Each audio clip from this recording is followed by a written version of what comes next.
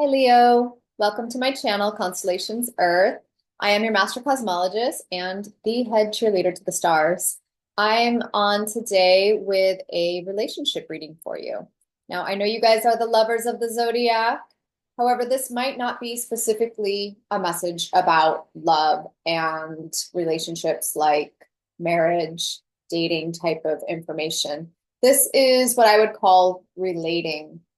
And the reason I'm coming on to do that specifically is because we've had a very long time of the South Node in Libra. It's been out for a little while now, but it really did a number on relationships. And it was making us look at and assess how we relate to everything. Now, fast forward a little till now, and we have the Earth in Libra. And so we are really having to deal with relationships. If you had the thoughts previously, if you had the heads up, now you actually have to do the real world work on these different ways of relating to everything in your life. I'm going to start off your reading. Oh, and I'm vibing for you. I knew I was going to be doing Leo next when I took a shower, and I put my little jaguar bangle on for you guys too, just to get in the mood. But and people call me Mama Jaguar. So I thought I would really bring that forward in Aries season. I was bringing up Pluto for you guys first. I feel like Pluto is a big deal for you guys right now. Pluto is in Aquarius. Aquarius is your opposite sign. It's your natal Earth in your birth chart. And this energy is affecting everyone collectively. However, for you guys, I think it's a little bit disconcerting. And I think it has a lot to do with where you plug in your enthusiasm. Being too enthusiastic and wasting your energy on people that might not deserve that big heart Care Bear energy from you, and redirecting it back into yourself, giving yourself that Care Bear love instead of giving it to everyone else. Where Pluto is at 3 degrees of Aquarius, it's about humanism, looking out for your fellow man, tempered by pragmatism. Being more sensible and realistic in dealing with things in a way that is practical, matter of fact, sensible, and down to earth. So really, really down to earth for you guys, since that's your natal Earth. Meaning that you're not going to direct your energy into things that you used to feel compelled to toss your love and your fire and all that energy into, because of a need to be much more conservative, where you don't risk your own safety in aiding others or putting energy out into people who would just waste it and scatter that energy. That's the very first hit that I'm getting for you guys. Let's go into the tarot cards. I'm working with the Tarot of Curious Creatures and the Dream Weaver's Oracle. The tarot card first. And hopefully the light's not gonna make me glow out too much. It's already messing with my skin. I look like an alien glowing on screen, but whatever. You have the moon.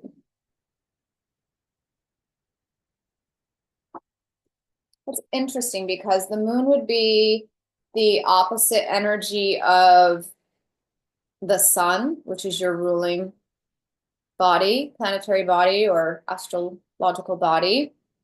And the light of the moon is the reflection of the light of the sun. And I'm hearing the word phase.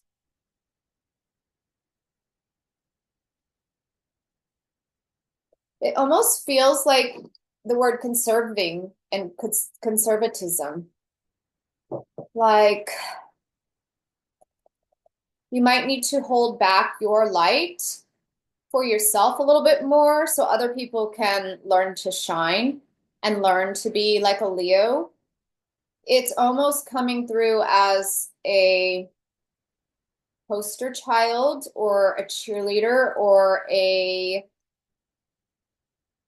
leading in your own energy. That's the way I'm reading this moon card, actually.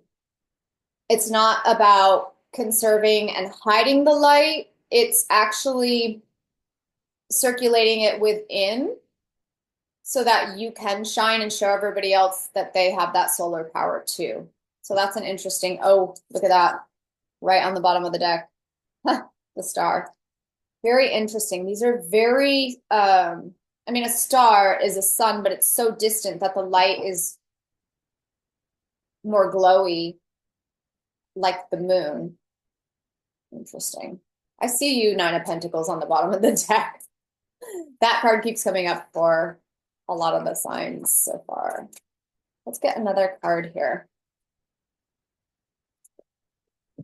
I'm really seeing how she's guarding her heart too.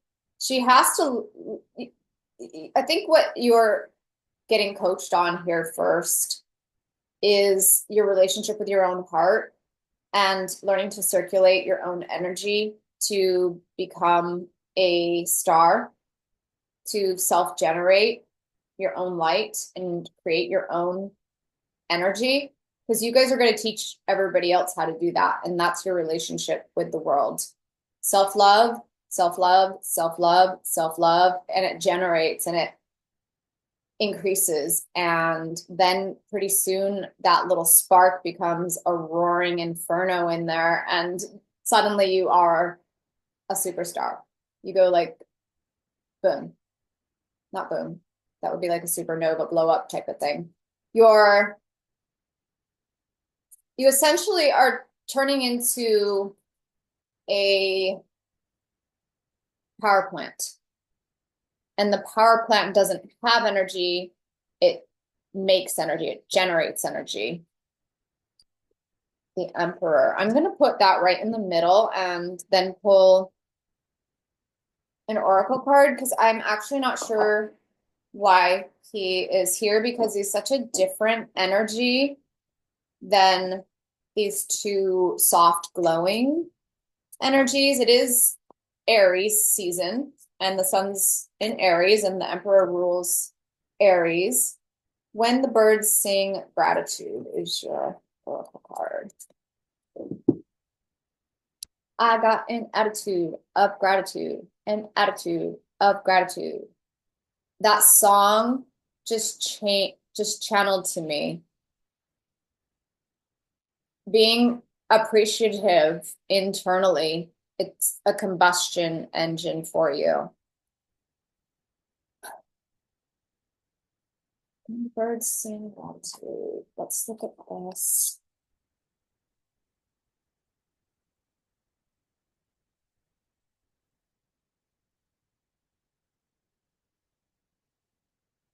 The law of praise.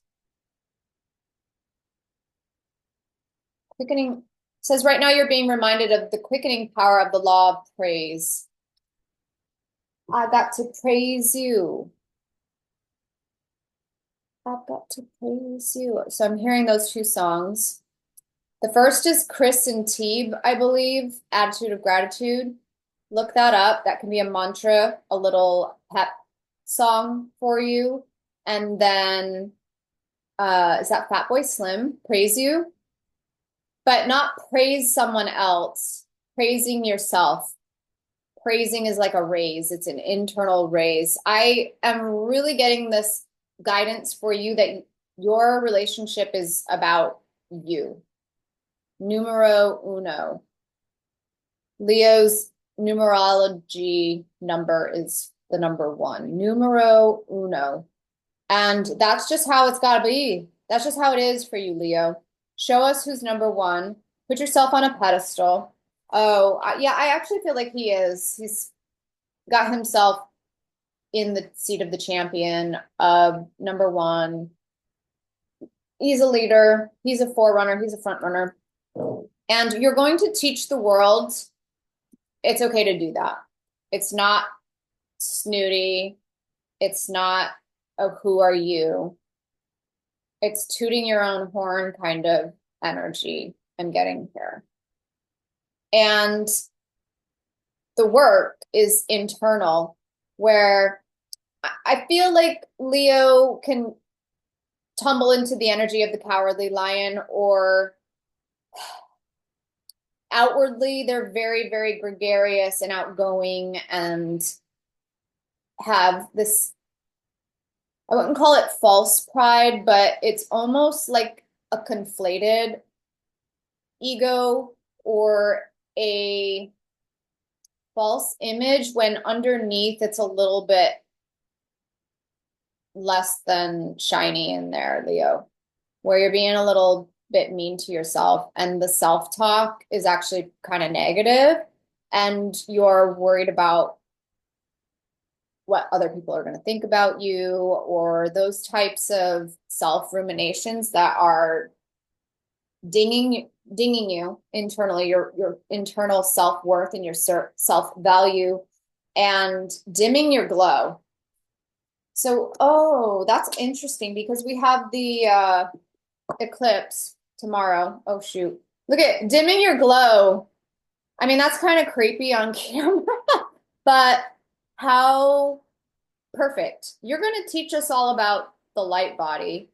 And you're like, how is this a relationship reading? Bear with me here. Because right now, the relationship work in everybody is very internal, and it's very selfish. And that's how we're going to better relate to everything else in the world.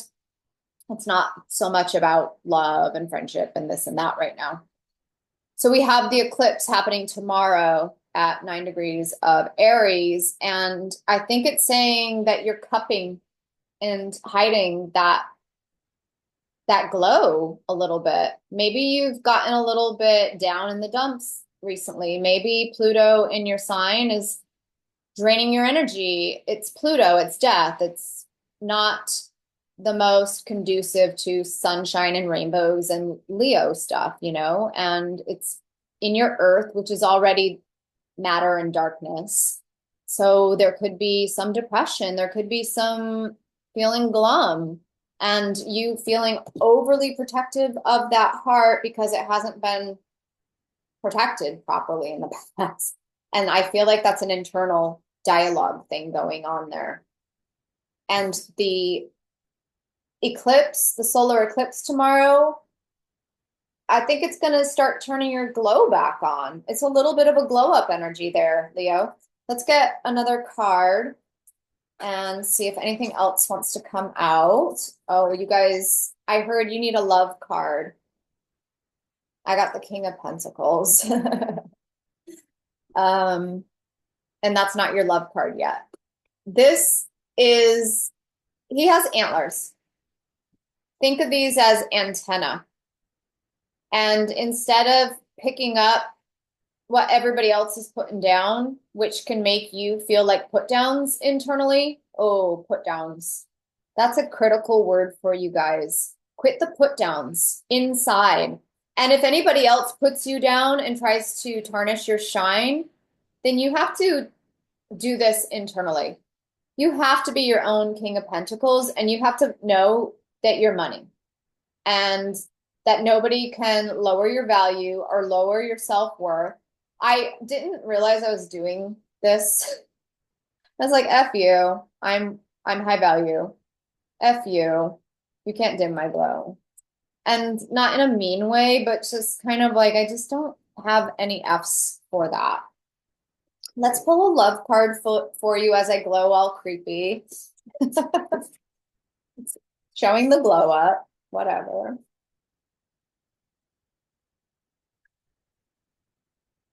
They're all walked out and weird looking on camera. I don't care. King of Cups. Polar bear. I'm hearing frigid. Have you guys gone frigid with your relationships. Maybe you're being way too stoic. Maybe I'm getting this, it's a little too frozen with people. Maybe it's an overprotection mechanism. Maybe you've leaned too far in the other direction and you need to warm up. You need to find warmth. You need to find the warm fuzzies in you. That's funny. I was talking about Care Bear. He's kind of the anti-Care Bear a little bit. He's frigid. He's not glowing. He's not shining. He's kind of this reflection energy. Maybe you're sinking into your relationship, bringing you down where it's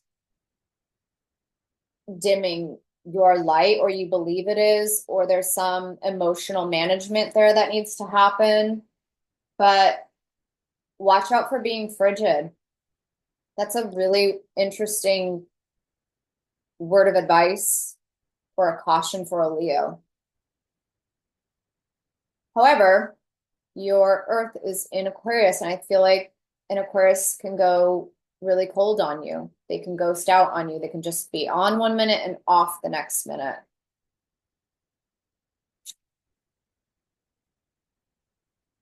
Defrost. Spring's here. Maybe you needed to be the Ice King or the Ice Queen for a while because people were trying to steal your light. And I feel like you can soften, you can defrost, you can warm up, you can let the flow, you can let the shine radiate, and really get outside and be in your ruling energy, the sun. Be like the sun. Be like the sun. Get out there every morning and say, hello, Ra.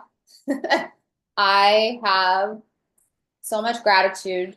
I love that. That is awesome. Can you sing praise to the sun, the glorious glowing ball, every morning, and stand in it for 5 minutes, 10 minutes, 15 minutes, and learn to be the sun?